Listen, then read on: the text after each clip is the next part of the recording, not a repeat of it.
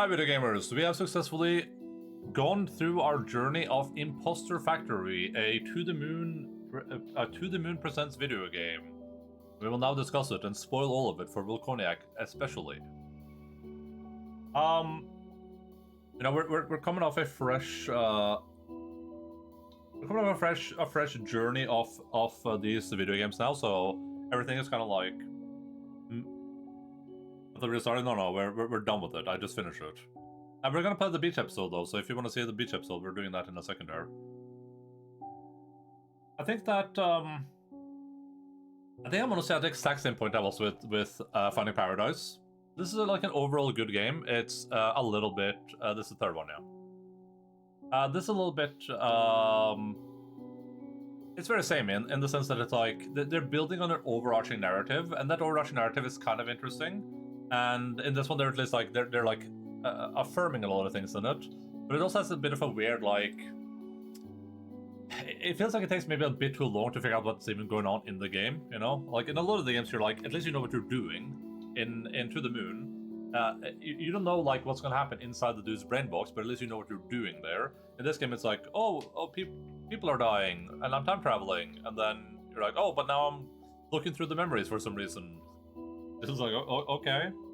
And while the conclusion is satisfying, it feels, it feels a little bit like you feel a little bit lost, I guess. You're like reading a lot of dialogue.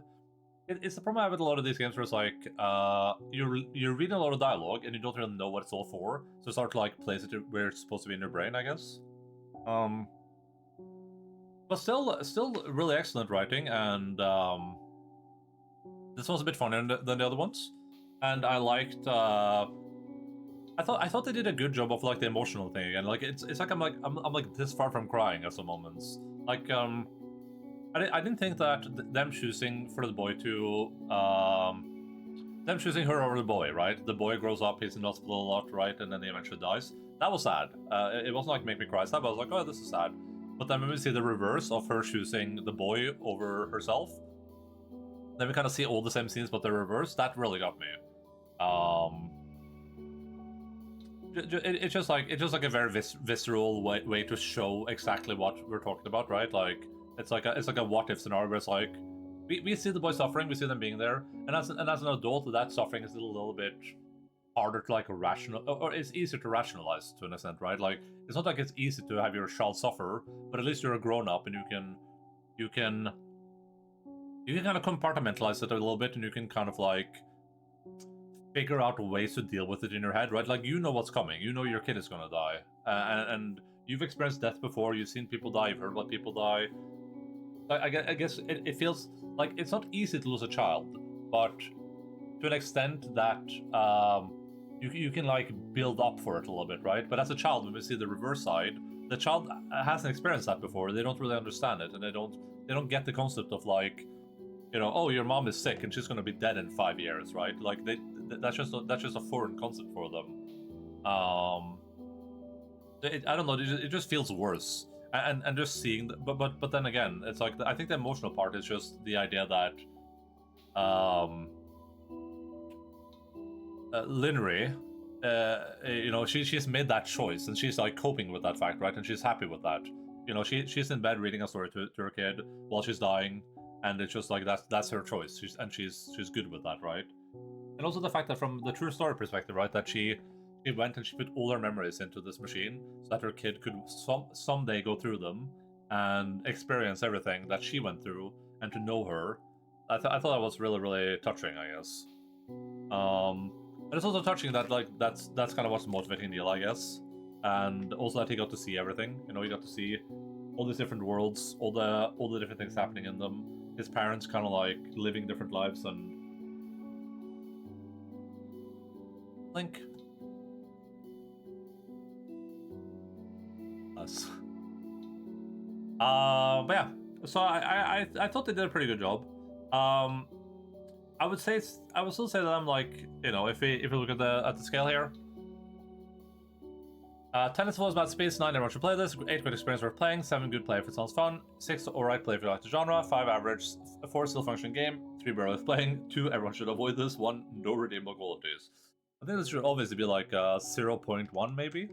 You should watch the mother-daughter episode of Violet Evergarden. What the hell? What the hell is that? I think beyond the story, I think to criticize the game again, we have the same thing in this that we have in To the Moon and in Impostor Factory, or not in Impostor Factory, Find Paradise, which is that like, it almost feels like you're not playing a game, right? It's like it's this much gameplay in this game essentially, right? Like you can take all the gameplay in this, and if you just took the gameplay segments, none of the cutscenes, we're talking about like maybe like 10 minutes of gameplay, right? If you're just talking about, and it's all just moving your character, that's all the gameplay in the game essentially, right? So I'm still a bit on the fence of like, I'm the last person in the world that makes the argument that this shouldn't be a game, right? Like people have a lot of stuff like, oh, this isn't a game, this isn't a game. For this game, and even I've said To the Moon, it's like is it a game? It almost feels like it feels like they have an idea for a story, and the story they want to tell can't be told. Like if you want to tell this story, you can't afford to make a movie out of this. It's going to cost you hundreds of millions, right? And it might not even work as a movie necessarily.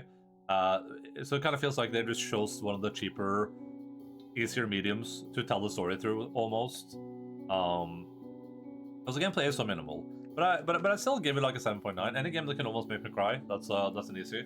The only reason I'm rating it to 1, so I gave To the Moon 8.9, and the only reason is because first of all, I think To the Moon is a more compact story that works by itself.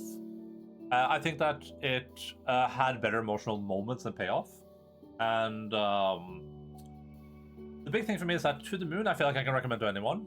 Impostor Factory and Finding Paradise, I feel like at that point you have to be invested already, right? Like, if someone plays To the Moon, I wouldn't be like, oh yeah, now you should play Finding Paradise. I'd be like, hey, if you really like that and you kind of want to figure out more, you should play Finding Paradise. That's kind of where I'm at with it. So, not a bad rating by any imagination, but this is more poorly rated than Finding Paradise too.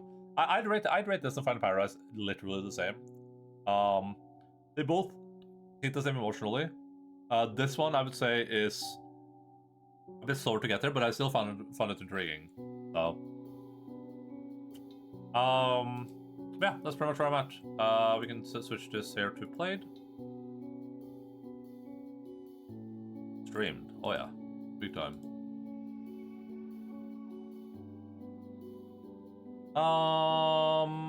Anything else? Oh, right, how much time did it take us? This game is called Impostor. It was 3.4 hours? Wait, is that right? I can't add up. Well, whatever it thinks, this is what I write down.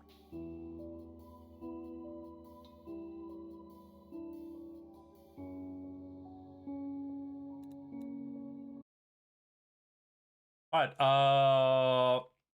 To the Moon Beach episode.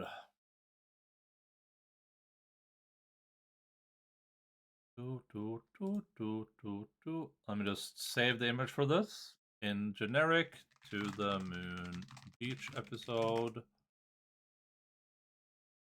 This is the last game in the franchise so far. I don't know if they're planning to do more, but unless this explains everything, I feel like they kind of have to. Oh, we forgot to. I want to see what other people have to say about the game too.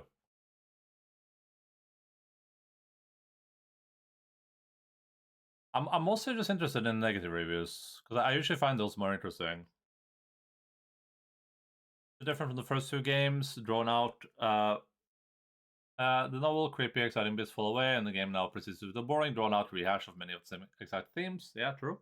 The game now throws the twist at you at reconciling Act 1 and 2, fully cementing the fact that you have no real reason to care about anything that's happening, starting to manufacture some last-minute stakes that ring utterly hollow. I thought that actually worked pretty well. What the slur was this stupid-ass game? It wasn't even a game. The closest I got to gameplay was one puzzle that required one click to solve. The tags are all lines that had nothing to justify those tags. I'm so angry at how much positive reviews this stupid slur thing got, and I'm beyond the rage that I can't get a refund. Slur sucks too, because the first act was really interesting, and I really wanted to figure out what was slur dying, but no. Just get over the 2 slower hours of monologuing about characters that don't matter in the end. Didn't play the other games in this stupid series. One series won the count. I kept mixing messages in the reviews if this game was standalone or not. I did have a friend who played To the Moon and loved it, but even they said the game was crap. None of the slur story means anything in the end, and it was all heavy-handed lore dump of nothingness. The game stole hours of my life, and there wasn't that I will never forgive. Dude, just stop playing it. What is wrong with you? Just stop playing the game.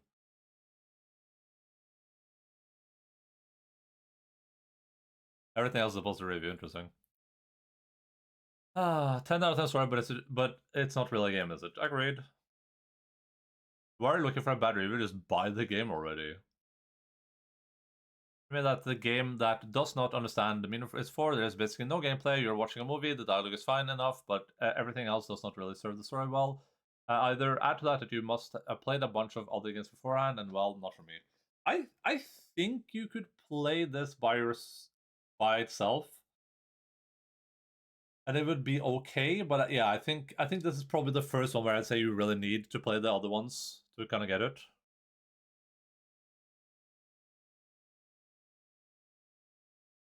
The developer has responded. Oh, how do I? Oh. Thanks for writing this. One of the best critiques I've heard, and I'm rather split about it. But that's there's half of me that agrees with it more in more ways than one. Okay. Well, Koenig already owns this game.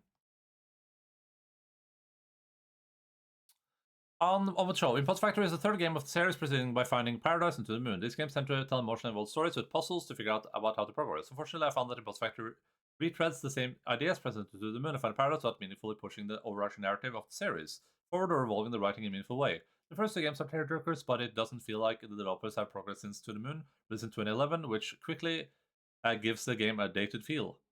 The gameplay here is actually simpler than the first two, with puzzle elements removed entirely from progression. You'll walk and talk, and that's about it. I think some people may enjoy not needing to figure out the puzzles to continue the plot, but for me it felt like it was a regression from the previous two entries and an unfortunate omission. That said, the writing here is good, but it was disappointing that the game throws away its most interesting ideas early on to retread the same tropes and half-open mystery box style writing that features heavily into the Moonified Paradise. This made it much more difficult for me to invest in the game because while Freebird games does tell good stories, they seem to have gotten stuck telling the same story over and over. Yeah, that's true. Instead of the relation coming as a shock, I rolled my eyes as the game progressed down the same patterns as the predecessors without growth. Those of you who are looking for this closure on this decade-long series might have also be frustrated. While this game really does need the first two in the series to be played and understood, I don't think this game does much to meaningfully push the narrative forward for those of us who have been following for a decade now. This is a shame because, again, the writing is good, but it feels like every game Freebird Games releases another take at Act 1 of a great story. They're all great Act 1s, but after a decade, I'd like an Act 2. That's where I'm at. The sequel disappointed me, but at least part of it is on me for wanting to be more of a continuation. It's cool that the developers responded. That's awesome. I love that.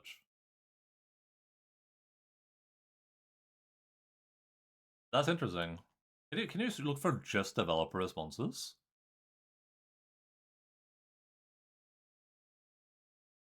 Doesn't look like it, unfortunately.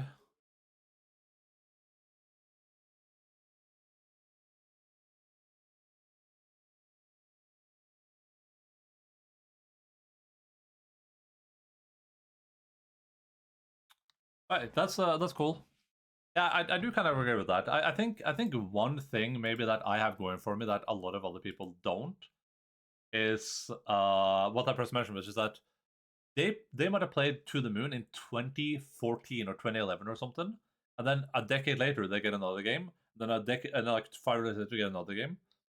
They don't have the privilege of like kind of going through them one by one. Like I can kind of see that disappointment a little bit, you know, like if you're spending that much time going through the games. Let's see here. To the Moon Beach Road.